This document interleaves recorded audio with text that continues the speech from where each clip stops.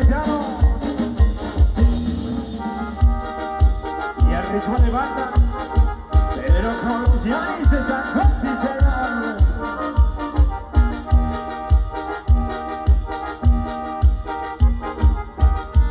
Y ese es el vecino Girán, amigos los Yanis de San Juan.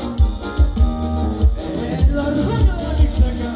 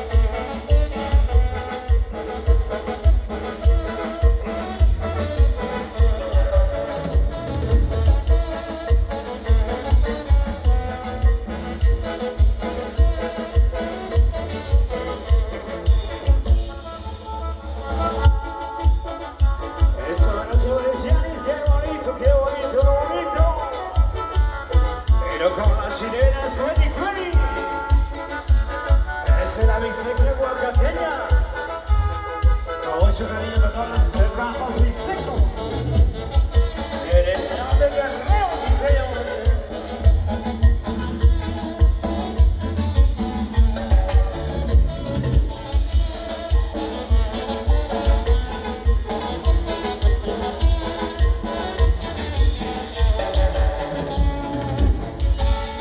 Aunque si continuamos, seguimos bailando, seguimos gozando, paisano, con los guaraches bien puestos y la botellita en la mano. Claro que sí, compadre.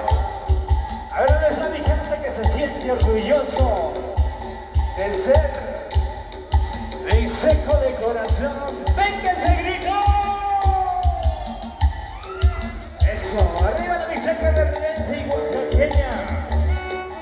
Muchas gracias, por supuesto, por la invitación que nos hicieron allá en la comisión registradora. Nos vamos bien contentos y agradecidos con todos ustedes, mi gente.